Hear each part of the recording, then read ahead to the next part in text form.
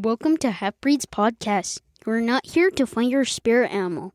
For all you people who don't want your spirit animal, sit back, relax, drink your Pepsi, eat your fry bread, and enjoy the show. Yate, welcome back. So, Hello, everybody. We really hope you enjoyed our last episode with my guest, my lovely sister, lovely Daisy. She's Daisy. a crazy lady. She's pretty funny. Mm-hmm. She says she blacked out She blacked out during recording. Oh, so she listened to it back and she's all like, "What? I don't remember that." Yeah, that happens. Yeah, it does. But we hope you enjoyed it. She's really a hoot.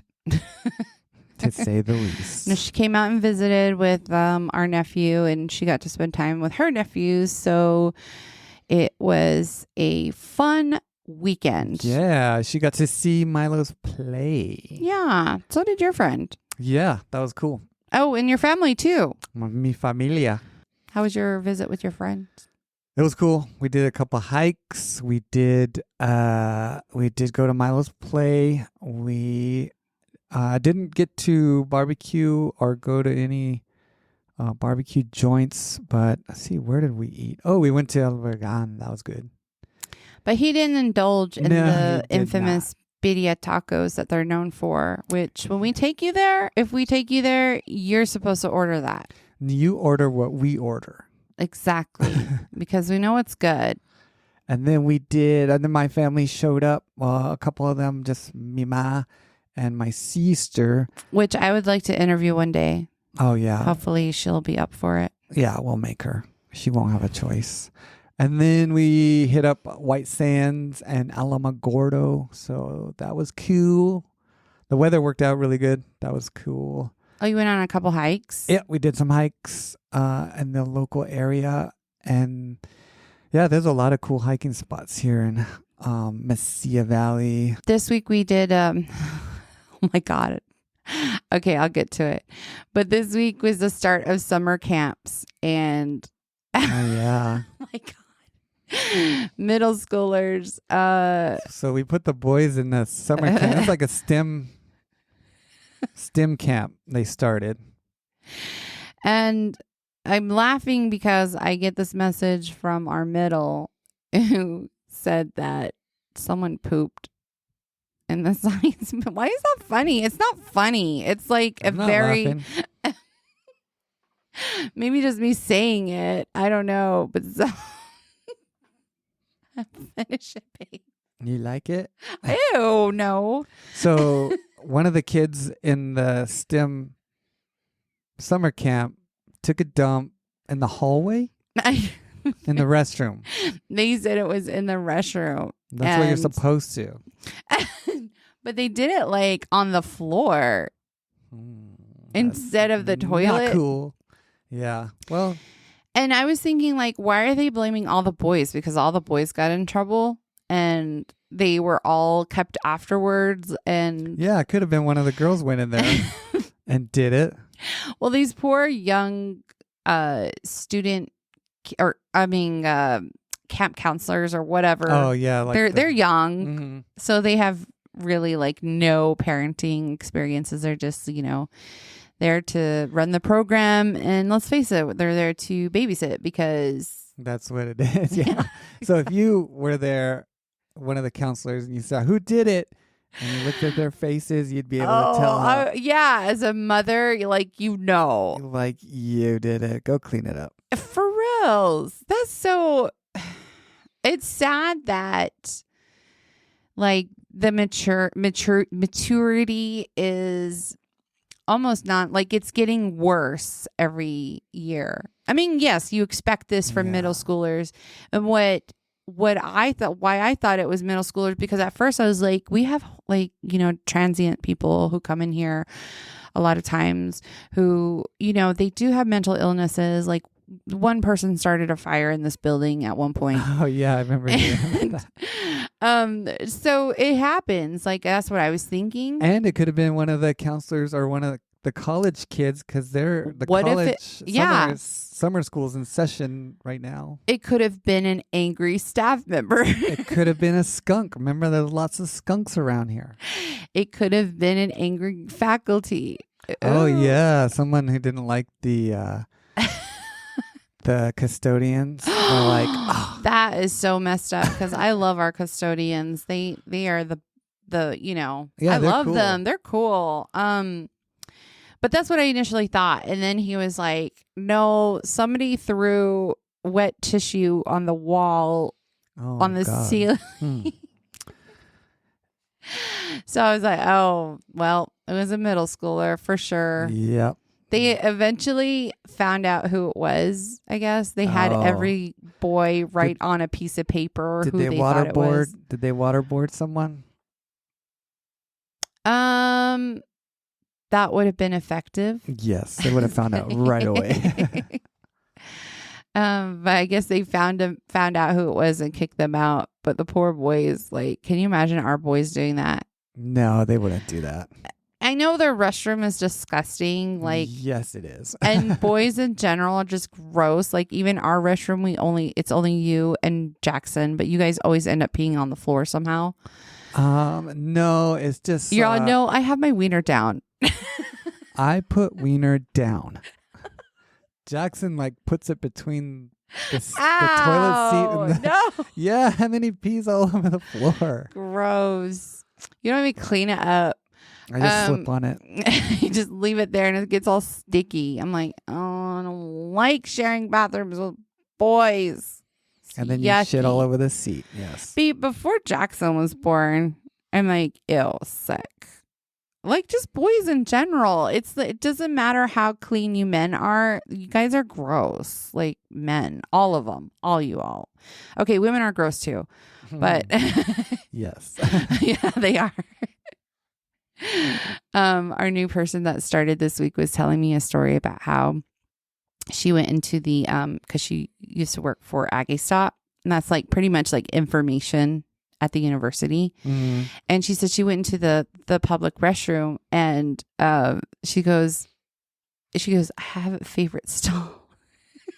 Everyone does at a public place. In a public place, I know what stores to avoid and what. Well, your last job, you knew which bathroom to use, and you would tell me, "Don't go on that one. Use this bathroom." Yeah, yeah. Like, we all have our favorites. Mm-hmm. Like, when I go across, I have my favorite stall.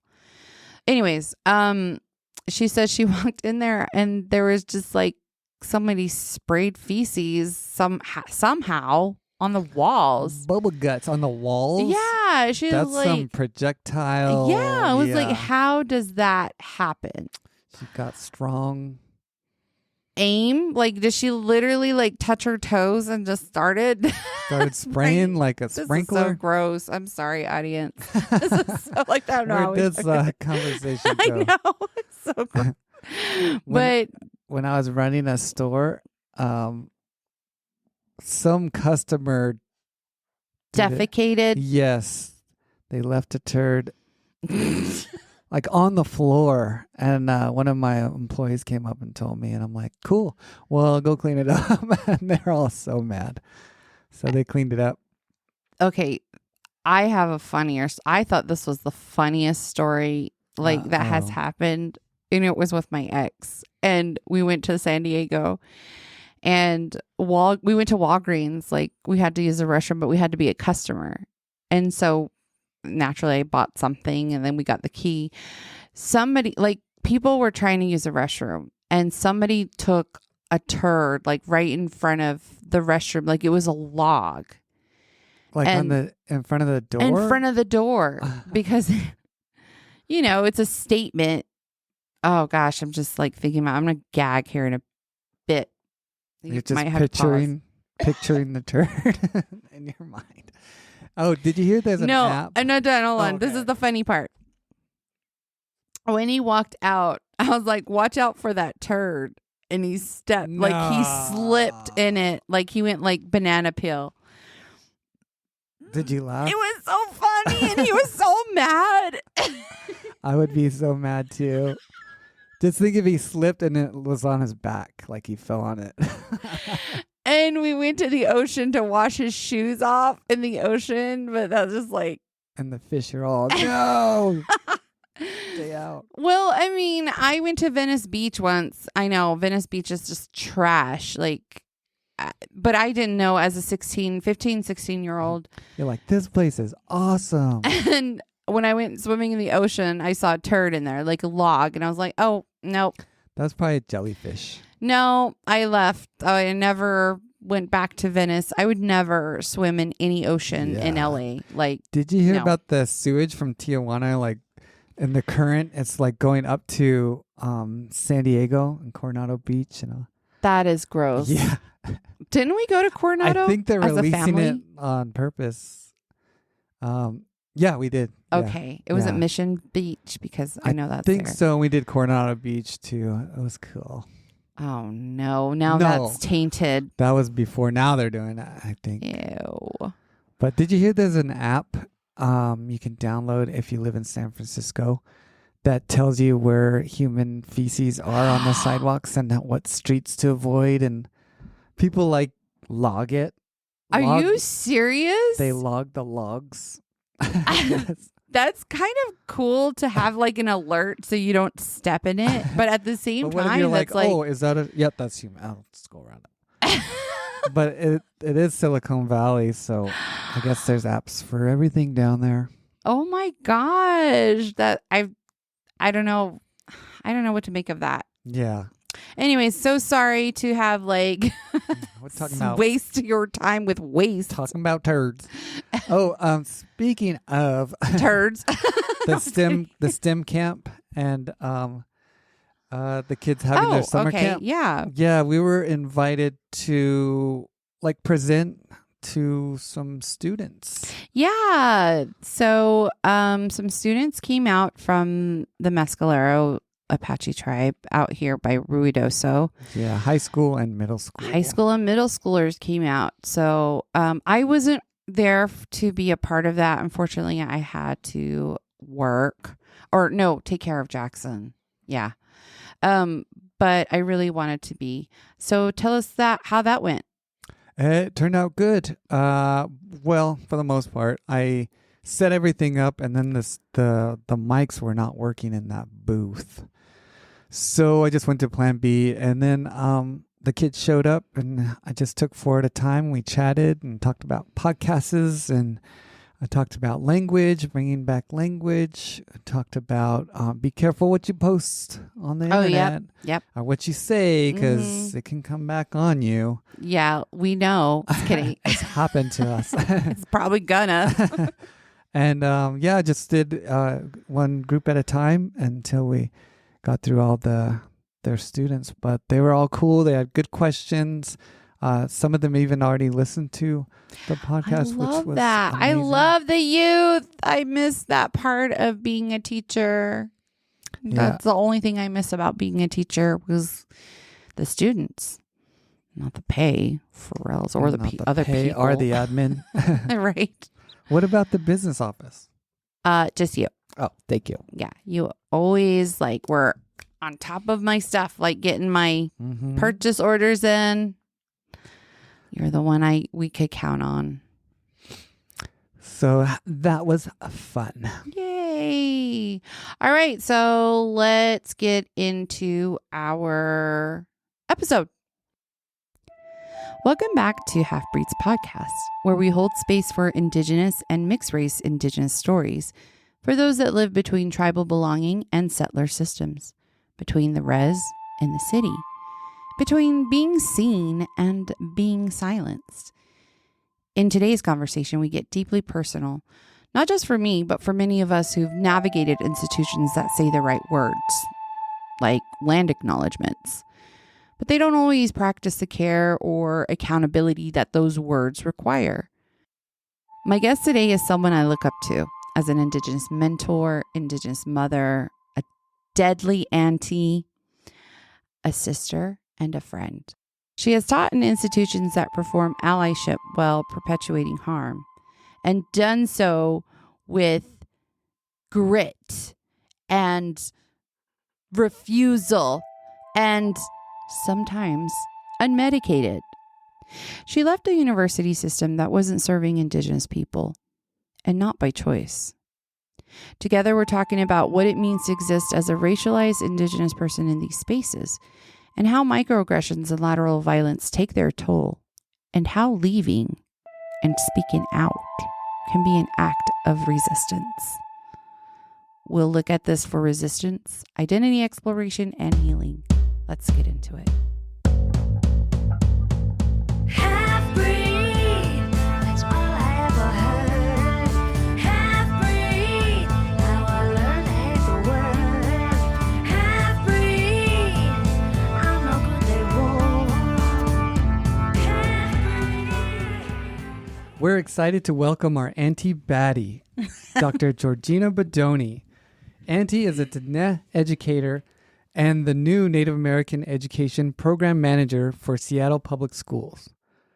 Dr. Badoni brings decades of experience in Native education, community advocacy, and curriculum development. She previously served as Director and Professor of Native American Studies at New Mexico State University and has worked extensively in K-12 and higher education.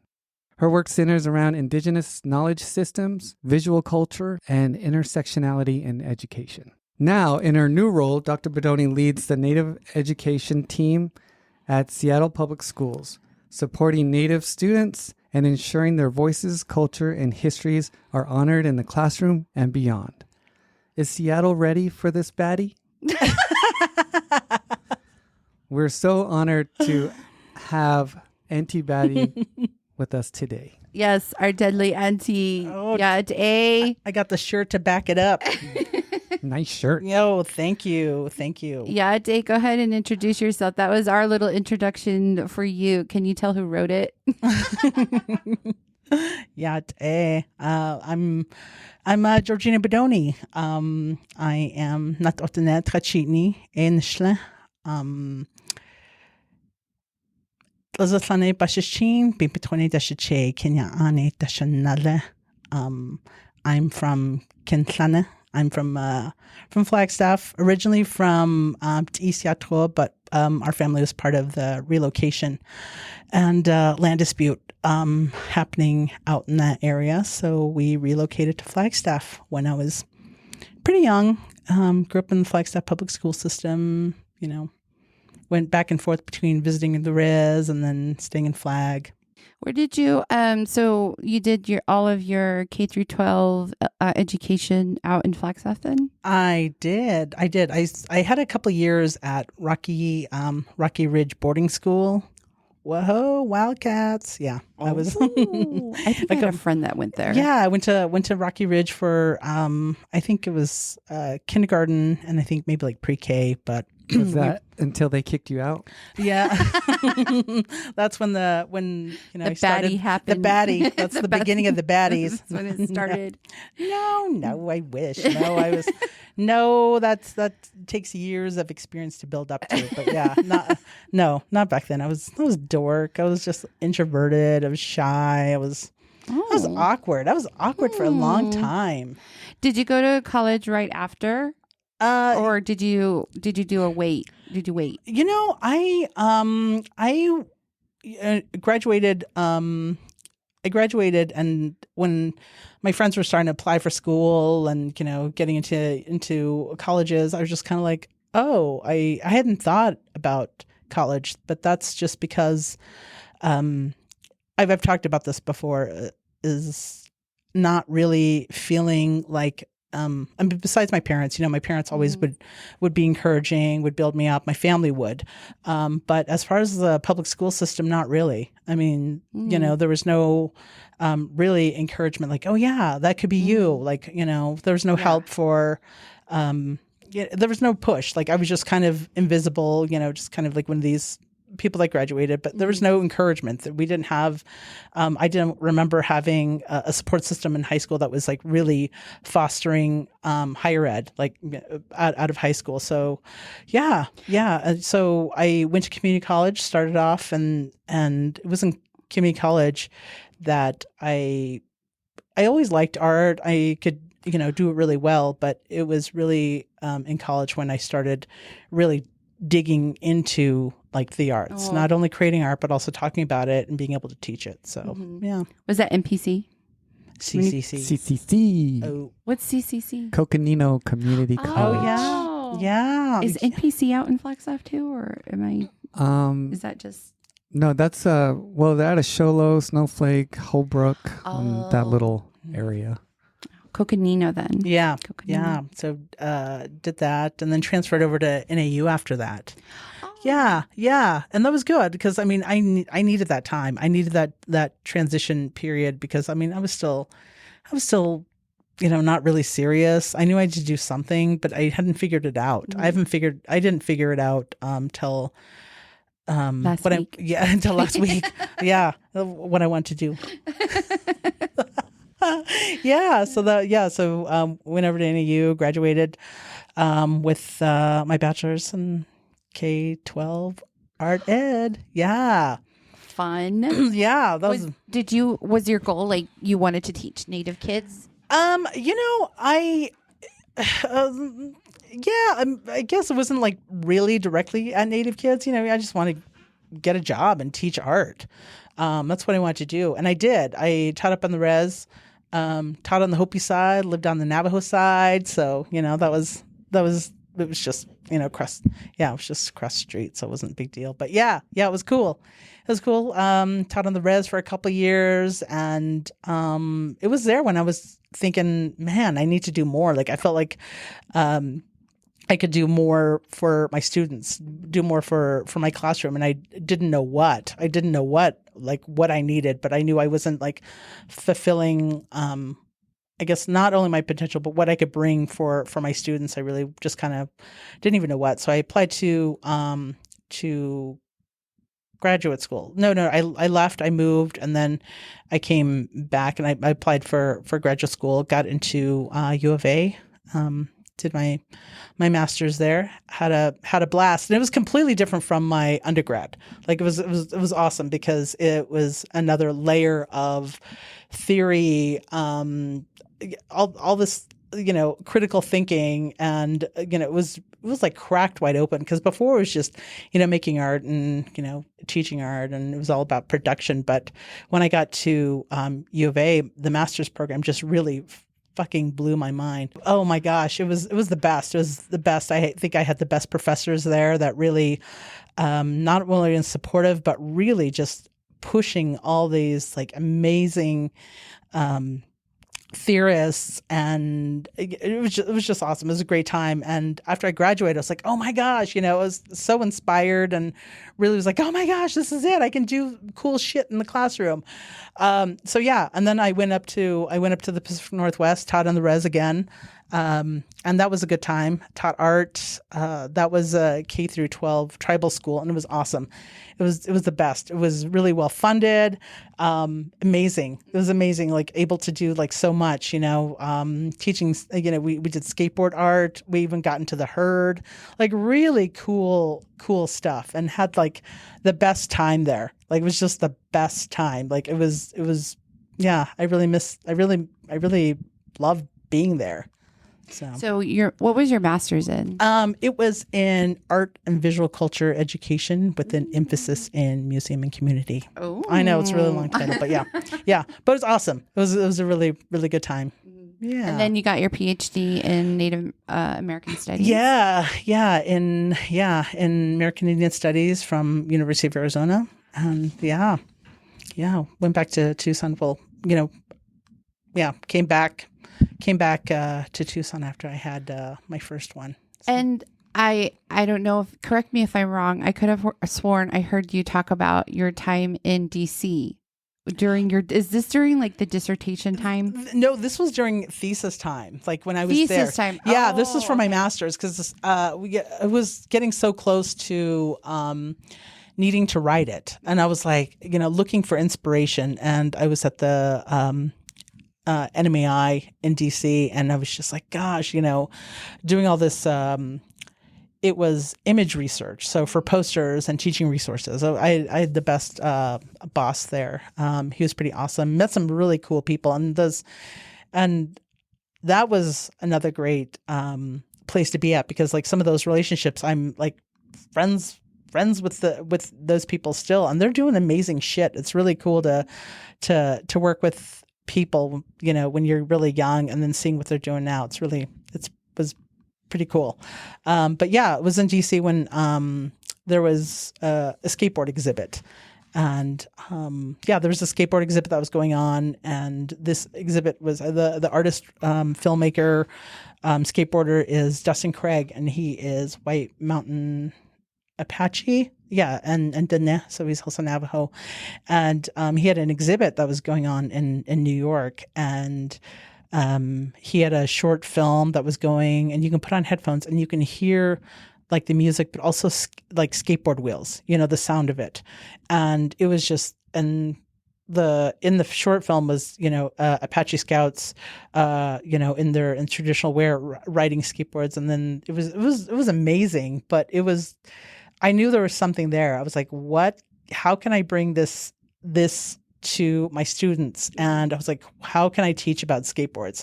And then I was like, oh my gosh, skateboard history. I was like, duh, looking at freaking skateboard art and being able to utilize that as a way to teach history, culture, but also doing it in contemporary times. So it was really, really awesome. And, his work was inspiring. So I'm glad I got to see it.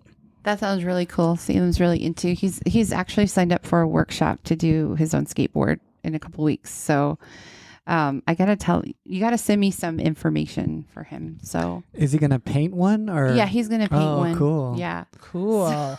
In Badoni's old office, I saw one of the skateboards that was up there, and I was like, "Oh, I know who that is." And it was crazy because I probably have 6 decks that were hanging up inside my office, and these were decks that I collected for my research. So I started buying them when I was traveling, and started looking at skateboards, like how do they teach history, how do they teach culture, So I was collecting them, and sure enough, one of the artists, of course, Gabe knew, but I feel like Gabe knows everybody. Yeah, he does. Shout out to Jolene Yazzie. She's the artist. Yeah. Cool. Yeah. Yeah. And I got her deck when I was in New York City, at the Native Indian culture center, in New York. Wow. And yeah. It was just there. And I was like, oh man, I'm like, I really want that. And yeah. And she's just a res girl from Lupton, but her deck ended up way out there. Yeah. How do you know her, babe? I went to school with her. Oh. Went to school. We're going to skip around here. Probably go back in time with growing up.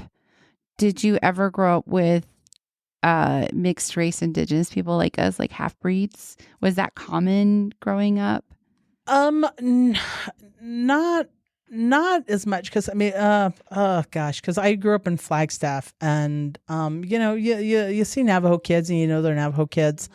I don't think I don't think there was, not that I can think.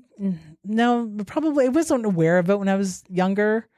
I'm sure in middle school and high school, but at that point, you're just, just into other shit.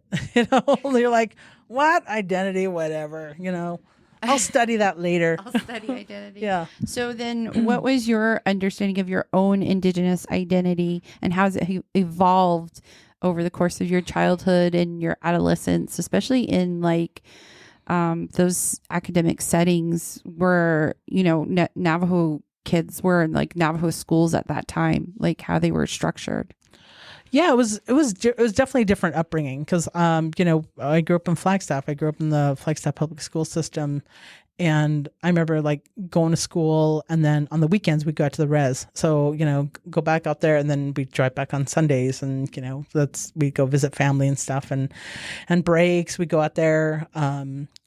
So I guess I always knew that, I just thought that that's the way it was for all Native kids, that they just have that, it just wasn't, it was just normal. It wasn't, it was just normal for us, but it wasn't until probably when you become a little bit more aware of your own identity and, like you knowing you're different. Yeah. I mean, yeah. But I think you go through that when you are like in middle school. Like I think, you know, when you start like thinking about like who you are, your family, and you go through like your awkward, weird phases, you know, and I never yeah. had an awkward face. Yeah. I never. Yeah. Well, maybe it'll happen soon. Yeah.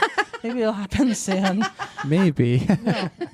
Yeah. But yeah, I mean, you're just, you know, are aware. Like, I think it was until like maybe sixth grade when, when I knew I was different. And I think that's when I was aware of different cultures and different races. You know, I think that's when I started becoming a little bit more aware. And when I knew behaviors is treatment, all of that is because of like, you know, your background and who you are. And, you know, maybe it's your indigeneity or maybe it's not, you know, became a little bit more aware of that in, I think, the sixth grade early on.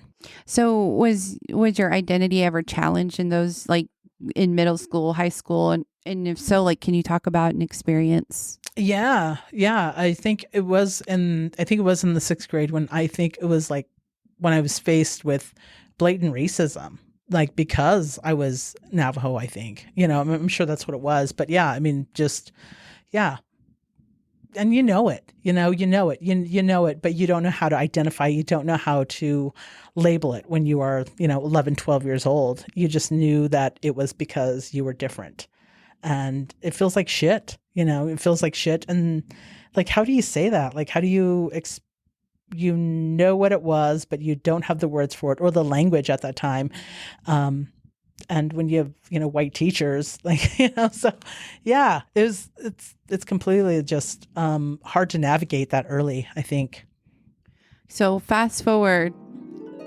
Here we go. Okay. I'm ready. Are you ready? I'm ready for All it. right. Okay. Well, you've worked obviously in a university that practices land acknowledgement, i.e. NMSU, and we did some stalking. You worked at U of A. But it's not always Indigenous friendly, even though they do those land acknowledgements. So could you describe some of the contradictions or tensions you've experienced in those environments as, you know, an adult? I've experienced it on both ends, like as a student, as a graduate student, as a doctoral student, in spaces that do land acknowledgements and that have land acknowledgements. And now, you know, my previous position here at NMSU as a professor, what those land acknowledgement means on the other side. So I've always been a believer. I've always said, if you're going to have a land acknowledgement, you better back it up. Like, you better really don't like walk the walk. Exactly. Yes. Don't give me some empty bullshit of like your words of, you know, fucking white guilt. I don't know. Like, I'm just, I'm sorry. Like I'm cussing. No, I'm just like really. You've heard our podcast. You've heard our previous episodes. You heard how Sapphire talks. Yeah. Exactly. Like a sailor. Oh yeah. Yeah. I really think you gotta back it up. You gotta back it up with, you know, supporting students. I mean, that's really where I think my advocacy comes from, is the students, because they are paying to come to school to these universities. And I'm speaking about like Native students in particular, you know, using their own money, taking out grants, taking out loans, also, you know, getting perhaps like support from their tribal nation. They are taking that money, they're putting into the university. How are you supporting them? Like, that's what I want to know. Is like, what are you doing for them? Land acknowledgement is empty if you don't honor the students that come to your institutions. Yes. So 100. Yeah. I mean, that's students, also faculty. Like, come on. Like, ugh. Oh gosh. Yeah. Just recently, you know, I was one of the 4 Native faculty, but I was the only one that was here on campus. So yeah, that's some bullshit. Yeah. And it being in New Mexico, you would think like there'd be more. Exactly. And I think there's this big huge initiative that was happening with, oh yeah, we're going to be a tribal serving institution, where they wanted to reach out to more Native Indigenous students to come here, but like, how are you supporting them? Like, Right. what's the financial support? Like, what's the housing look like? Where else on campus besides the American Indian program, American Indian Center, are they going to be able to connect and see themselves when you only have one faculty that is able to reach out to, I don't know, hundreds of Native students? That's... And then you have faculty here who, like in my experience as staff, that they want to reach out and recruit Indigenous students, but they don't want to do the work. Like they don't want to go out and do it. Instead, they find a token Indigenous person who's like, well, how do we do it? And then you tell them and they don't do it. Instead, sometimes they send you out or they just put it on the back burner. And a lot of the recruiters don't even know what tribes are even in the area. Yeah. It's so annoying. Yeah. Because I understand. I totally get that. Yeah. And if you're comfortable, you did mention that you were a former Indigenous professor here. Did you ever experience any forms of microaggressions or institutional harm within NMSU? Yeah. And then can you talk about how you cope or how you responded to that? Yeah. Of course. And I think, institutions are like that. Institutions are like that. Higher ed is like that. That those microaggressions do exist. The level of competition in higher ed is real, and the number of Indigenous faculty, Native faculty, is a very small percentage, and it's not a small percentage because of I would say attaining a tenured position or the position. It is the level of violence that exists here. It's a real thing. And I've experienced it. I've experienced it at multiple levels. And from, I think, people that I didn't expect it from. And I think that's where the Navajo value system comes in, is because we don't work on that level. You are supposed to. There's a level of relationships, relationality that you're supposed to maintain, but also a level of composure that you have to hold to carry yourself. To keep that balance in your life, but also to have that positive mindset. So when you are, coming from those philosophies, those teachings, and, doing, teaching, lecturing, research, even these relationships, even the spaces where you have to go into meetings or you have to be part of the larger initiatives that happen here, and you come in with that mindset and you're agreeable and trying to get along with everybody, but then there's all these behind the scenes of game playing that happens, and it was nasty.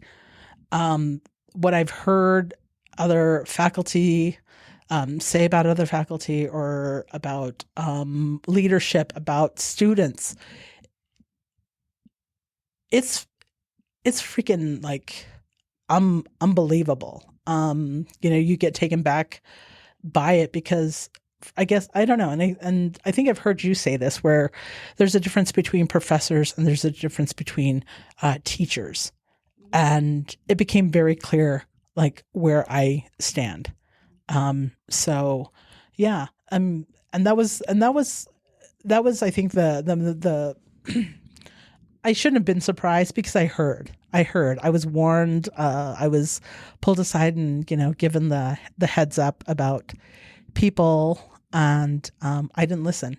And I saw the level of body counts that were going down around me, and I was like, "Oh, it's not going to happen to me." Oh no, it happened. It happened. It was a mean girl situation, Yeah. and. No, I just wasn't interested. I just wasn't interested. And you're talking about from when you first started and just like towards the end, right? Where you ended up. Yeah, where I ended up. From the beginning, we moved here to Las Cruces pre-COVID, like right before, in 2019. And at the time, I was in Native Studies, was in anthropology, and we moved out of anthropology and moved into a different college and moved into a different department. But yeah, and it was interesting because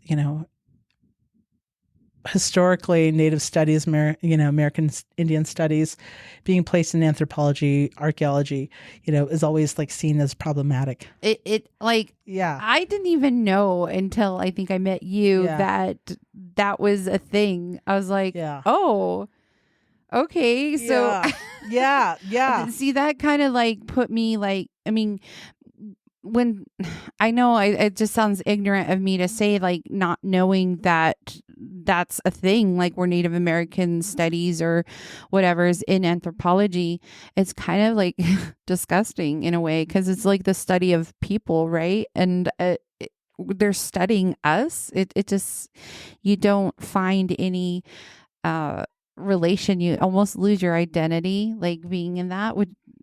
How would you say, like, how do you feel about that? Yeah. So my experience here in the Department of Anthropology was such short. Like, it was very, very short. Like, I taught a semester. The next semester, which was spring 20, was when, COVID happened, and everyone just, moved home, and everyone had to pivot and, go on Zoom. And we were like that for like a year, I think. We taught from home for a year when I was there. And then when I came back to campus, that's when all the talk of like, hey, we're going to create this new department. What do you think about it? Would you like to join us? And it sounded great. Like the idea, the concept was something that I was like, oh yeah, being empowered and doing all this like cool shit with cool people, and the overlapping of work, and and I was still young. I was still young. I had very little contact with other professors because again, COVID. So when we came back to it, and being surrounded by smart ass women doing cool shit, I was like, oh my gosh, these women, cool. So I was excited about it. And yeah, it's like, let me join the club. But yeah. You weren't cool enough. I wasn't. You're not a plastic. They didn't teach me this. Oh yeah, you're not a handshake. plastic. How do you feel this institution treats Indigenous knowledge? I think, indigenous knowledge and people who carry that knowledge, I think benefits in certain ways. It benefits, grants. It benefits, their, I don't know, it settles their guilt. I don't know. I don't think I've never, there's probably a few people that I've seen that genuinely have valued and respected that, but they don't exploit it. So, they know, that's been, but I think for the larger institution, when we talk about land acknowledgement or even Indigenous people or even Indigenous knowledge system, just its place is historically, hasn't been a priority. It hasn't been a priority, and I hope it. I genuinely hope it does someday. So, yeah. Did Bess get the best of Badoni? Oh man. No. Go ahead. Are you unmedicated? Heck no. if you've seen my, my social media, that's my expression, getting it all out. Yeah. That was fucking down and dirty. And that's when I was like, no way. Like, this isn't for me. And it was those, and just to be clear, I was, A baddie. I was a baddie. No, yeah. I mean, I wanted to stay. And it just, the options that I was given, I'll keep on saying, the option I was given was They put it to where you couldn't stay. They gave you two like bad options. yeah. And they're going to keep on saying, oh, I resigned. Oh, she resigned. Yeah. Well, when you fucking try to put me into online teaching come on, and take away like the one thing, the student support, like, and my classrooms, like, come on, man, that's my jam. That's my joy. Like, that is my joy in teaching, in being a professor, was the fucking students, was the teaching. That was the exciting part. All the other stuff, research, yeah, but it was the student services, the community work, and in the classroom. Yeah, that was what I loved. And when you take that away and give me online option, no thanks. I'm going to pass. So, you keep on talking your narrative, and, so will I. That kind of leads us into this next question. Is like a good segue to talk about lateral violence. Yeah. And just community reflection. So lateral oppression is definitely something that you probably heard us talk about in past episodes, and just using this platform to talk about our journey through like both worlds, and how we deal with lateral violence within our own people, like our family and friends. So I guess like we experience that too in these kinds of institution. And then it seems like it's higher in Native women. I don't know if you would agree with that or not, but in speaking with Gabe's experiences and then my experiences, I feel like, lateral violence is higher within Native women. Can you give us what you know, and have you ever witnessed or experienced that type of oppression in academic or Indigenous settings? Yeah, definitely. I mean, they exist everywhere. Even when I was teaching on the res, and it was by other Native women. It was by other Native women, and I think it was more of this jealousy threat kind of thing. And it was, But like, so you've experienced that here with, BEST, the new department. Like, do you feel like that you've experienced? Because like, if you look at it, like, I always consider like Latinas and they're Indigenous too, they're colonized by Spain. But I always feel like even in Dene, we say Naketane, which is our, relatives, our Mexican relatives. So I feel like that lateral violence exists there. Do you feel like that happened with your last position or where you were at? I think in very like subtle ways. And this is what is very interesting, is that you don't know that it's happening until you leave it. And then until you leave it, and it was in a different way. It was a different form of violence. The treatment was violent. The options I was given was violent. Those like, and it was tactics, like, and I don't know, like I don't come from that, I don't do that.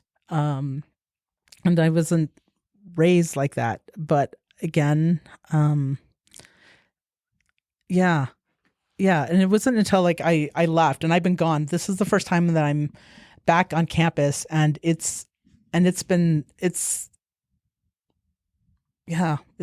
all somehow, huh? It's all somehow. It's big time all somehow, because I haven't set foot on campus until May. I left in May, but yeah, I'm back and it feels weird.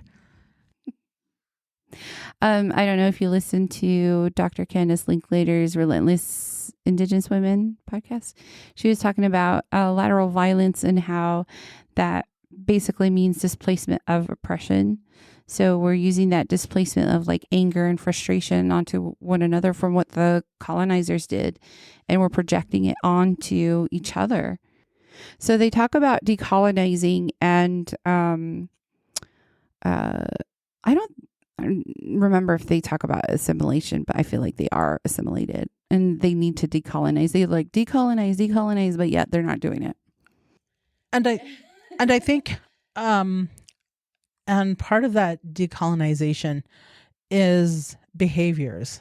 It's behaviors, but also treatment of people. I mean, you can go ahead and freaking, carry your Linda Taylor Smith book around and teach it and preach it and all that. But are you living it? But living it and practicing it. Right. Like, I just thought of something like, because they come from a privileged place. Yeah. And I think you were with me on one of those experiences where, we were eating cheese dip. Oh yeah. And there was that look like, oh, nachos, like the eye roll. And I'm like, obviously you don't know the struggle. You don't know the struggle. Commodity cheese. Yeah. Come That's on. just good. That's gold. That's Yeah. gold. That's gold stuff. That's like a brick of Yeah. pure gold. Yeah. It's the treatment of people. That was why that's why I couldn't do that. I couldn't do that to students. I couldn't do that to people we worked with, but also other relationships that we were creating around us. And I didn't want to be associated with that. It was really hard. And now that I'm out of it, I'm repairing those relationships. Like I, have reached out to, and people have reached out to me, and it's been great. It's been great to be like, oh yeah, I didn't know what happened, but let's. So just to reiterate, you're saying that part of, like, they preach the decolonizing part. So what's the solution to that? Like how could we better be more understanding of other people's experiences? Like, how do you get out of that privileged state? I think, it's really hard, because I think, well, not for me, but I mean, for people who need to practice decolonization, part of it is admitting. A huge part of it is admitting the wrongdoing. The relationships and the things that you say, how you carry yourself, that says a lot. That's part of decolonizing. You can go ahead and say, oh, I'm glad to be on these lands, the lands of Indigenous people. Okay, that's great. But what are you doing? Exactly. Why are you treating Indigenous people the way you do? Like we're part. You would think that because we're part of an institution that people are, even professors, we're supposed to be learning from each other. But it's very classist here. So it's just like, I've noticed that just as a student and being where I am as an employee. When you were saying had to go back and repair those relationships, that's a good way to say it. Like, I fucked up. Yeah. Well, I didn't even know, like, some of those. I knew that those relationships were damaged, but I didn't want to be associated with those falling outs, because by being within that group, I knew that I could be associated and connected with that, and I didn't want to do that. Yeah. And that was my own repair that I had to do, just to be like, okay, this is what happened. Like, just so you know, I've left, and whatever happened, that's had nothing to do with me, but I just didn't want to be associated. But I want you to know that I'm acknowledging that. So What do you think institutions should do to better support the full spectrum of Indigenous identity? I think a lot of it has to do with being more involved in it and trying to understand your students. Like the campus events here, like who shows up? Who shows up? It's the same people. Like, I think it's the same people. We all know each other now by first names, but that's it. Yeah. And as a student going to some of those events, I notice it's the same people. I'm like, where are these other people that say Yeah. Yeah. And they get invited. Like they get invited. They're on emails. We invite leadership. So just showing up. Continues to show up too. Not just one time and say, oh yeah, I did this great thing. No. You got to keep on showing up. You got to keep on, showing up. And students notice, faculty will notice, people will notice. You can't do that if you're online. Yeah.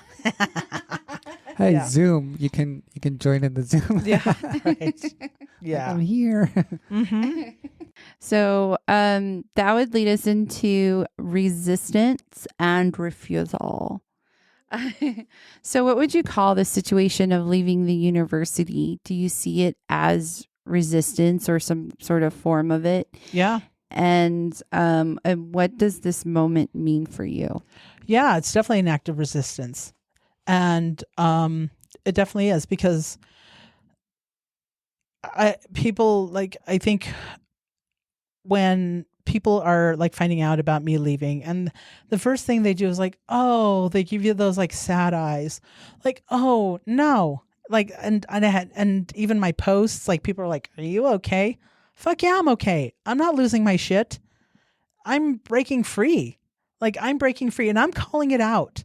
Like I'm putting it out there that things are not okay. People getting mistreated is not okay. So yeah, it's an act of resistance, because I'm not about that anymore. No way.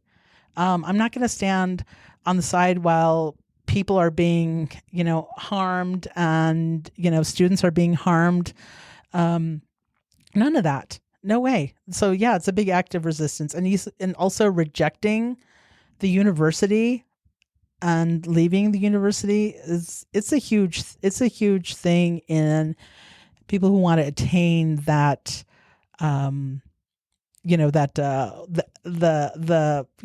academia, there's a certain, lure about, being a professor or being in higher ed and being a tenured professor, all of that. Yeah. And I don't mean disrespect for people who do the tenured process. That's great to you. Especially Native people, Indigenous people who are in that position to fully go into it. And that's wonderful. Congratulations. That's great. But my experience, this is my experience that I've had, coming from myself and speaking for myself, is like, it was violent. It was awful. And it is a form of resistance to reject all of that and to, and it was institutional bureaucratic mindset. I'm done with that. I'm going to hold up my Diné teachings on that value and go with balance, go with the harmony, go with, all of that. That's who I am. So that's healing. That is healing. How does resistance look for you after or beyond the university? Yeah, I've always carried that advocacy with me, and that's always been there for my students, for my children, and I guess even for myself. I'll put myself last, but I mostly do it for my students and my kids. So it's going to continue on after this. If you don't mind, can we get a little personal? Oh, okay. Go ahead, Gabe, what was your question? All right. No, just kidding.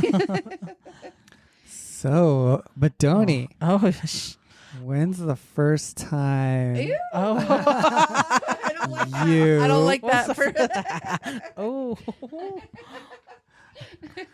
when did you get eyes for Bilikana? Oh, dang. We're going there. That's that personal. Okay. It's not on there. Okay. I didn't get this question. I'm just No. reading what fire. I did not Okay. write that. Okay. But that is curious to know, like, and then Yeah. have you ever been with a native guy? Okay. So, I'm all equal to everybody. It just so happens that, the white man is the taker, I guess. I don't know. I did have, oh my gosh, in high school, I did have this crazy crush on this res guy. I think he was Hopi. He was a metal guy. And I was like, oh my gosh, this dude, long hair. And oh my gosh, he did it. I was like, he did it for me. I was like, oh, but nothing, no play, no nothing. I tried. And, I was building up, like, when you're nervous and you're trying to put the vibes out there. Yeah. The vibes were not reciprocated. Cheap guy. He's a cheap guy for sure. He's a cheap guy. He was from Cameron. Oh yeah, I know Cameron. I know Cameron. I know those Cameron guys, I guess. It's like between Page and Flagstaff. Yeah, right in the middle. It's like on the way to Tuba. Okay. Memories. Yeah. All memories. Because I had an uncle that lived in Tuba. So it's on the way. Yeah, I remember. I'm Mimby. So as an Indigenous mother, what are your thoughts bringing mixed race children to the world? What was that like for you? Have you ever considered like those complex issues of mixed race identity and the kinds of things that they would have to face regarding their identity? We haven't, they're both young still. So, but we haven't been in a situation or any experiences that I know of, where that has been a question. But, both of them identify as Navajo, Navajo first, because, mom's Navajo, I'm Navajo. Yep. So yeah. But yeah, so they're Navajo and white. But Do you tell them that? Like, this is what you say first. I always do that. Yeah. And the younger one is like, he's a little fiery. So, sometimes like he'll get mad at me and he'll be like, I'm not Navajo today. Yeah. Oh, I know. Yeah. But then there's times when he's like, I wish I had black hair like my brother. And I'm like, yeah. It'll get darker. Yeah, it'll get darker. That's what my middle says. But I understand that those discussions around blood quantum could warrant an entire episode. I mean, that in itself, not just an episode, a whole series. Yeah. On their own, but I guess, in relation, I can imagine that you must have had both hopes and fears. Do you feel that way, like when it comes to how they are going to identify in those Indigenous and non-Indigenous spaces? I guess I'm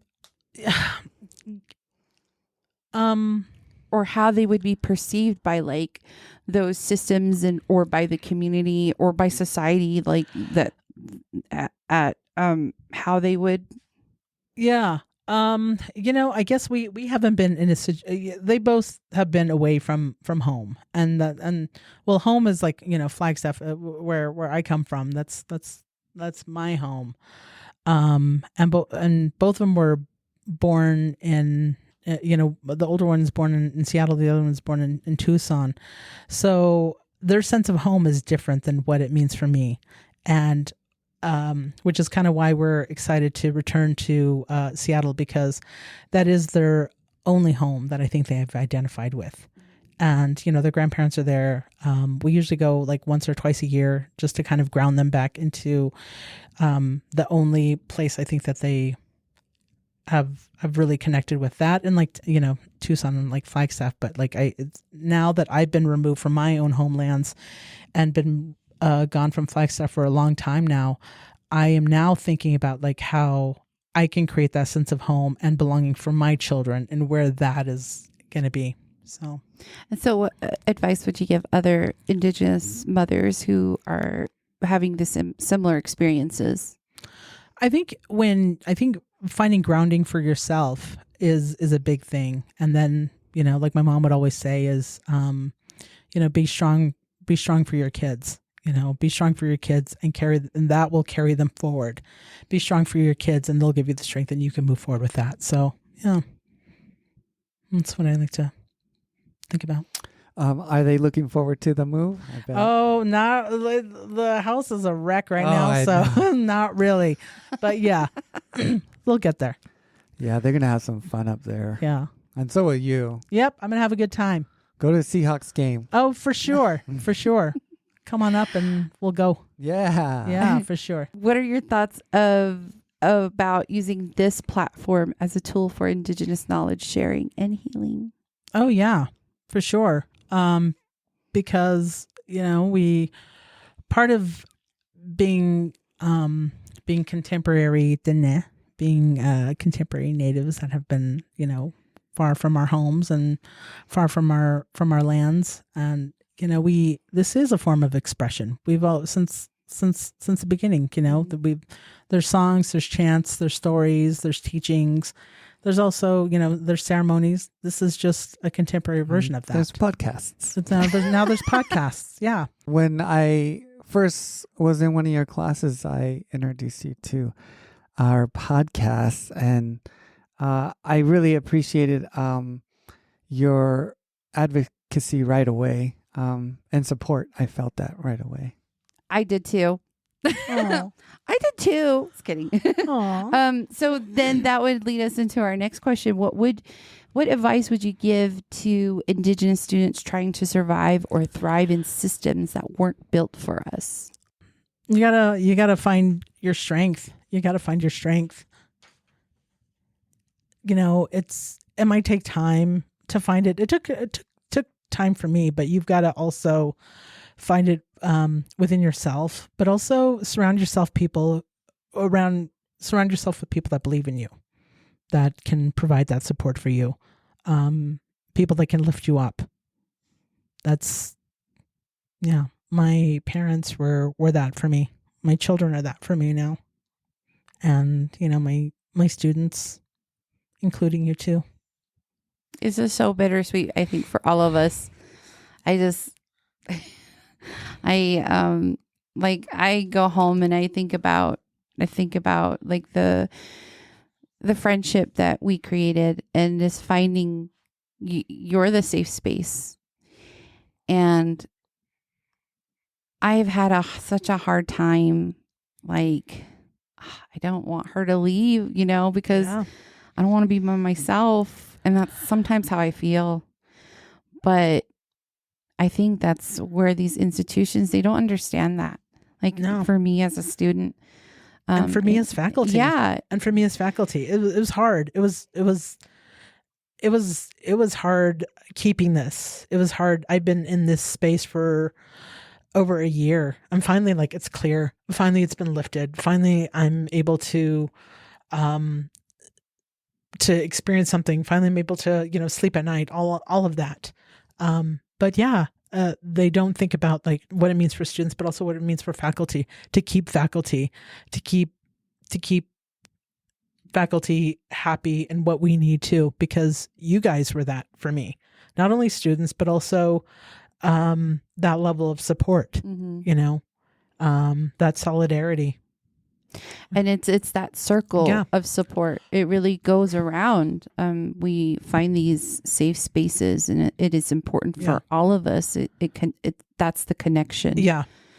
And I think there's probably some Dene teachings about that too. Yeah. I mean, we're in any Indigenous teachings about how we're all connected and how each of us play a role, and we need each other. Mm-hmm. When Fire would say, "Hey, we're going to game night tonight," and we're like, "Okay, cool." And Gary's smoking some meat, and all right, let's go. Yeah, we'll miss that. I always look forward to that, and I never realized when I've moved around and stuff, how much I miss that community and that feeling, and then finding that here with you and your family, and feeling welcomed and a part of it. Was something that I really needed, and I think our family needed also. So thank you so much. And yes, yeah. Oh, yeah, Auntie. Gary mentioned this. What were the red flags here that you missed? I think a lot of the red flags is watching people that were around us like slowly just leave. And being like, oh, what happened? Oh, this happened. There was all these like excuses. But there was also there was also visibility of being pushed out. And it always felt like we were like left behind out of the discussion. And yeah, it just never was cohesive. It was just never cohesive. It was never collaborative. Yeah. But I think the moment when you start, writing from saying your decolonial methodologies, decolonial approaches, but like not follow like one of the key rules, which is include people that you're writing about. Come on.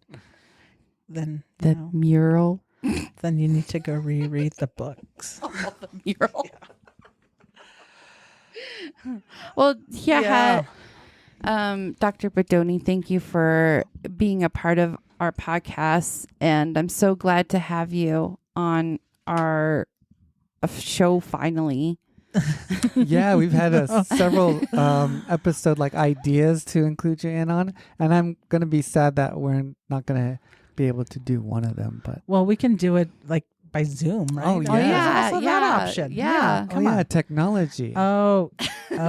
We just said we don't want to do online. You're all doing online. Let's do online. We can do it, Canvas. Yeah, let's do it now. Well, I wanted to know this one. Oh, okay. You did. Was there anything else you'd like to share that hasn't been said, like a story, reflection, or a message to our listeners? Oh, to the listeners. She's got lots of stories. I've got lots of stories, but They're nasty. She is a baddie. oh goodness. Any final words Just thank you. Thank you for having me. And to NMSU? Nate.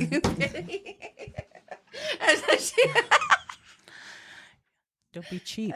Right? Yeah. That was in your signature. Yeah. Yeah, that was my Yes. signature. Don't be cheap. Don't be cheap. Yeah, don't be cheap. Well, that's how we're going to end. Don't be cheap. Don't be all cheap. Here's a message from the students. Listen to Haffbreedz podcast. Thank you for listening. Hagone. Bye-bye.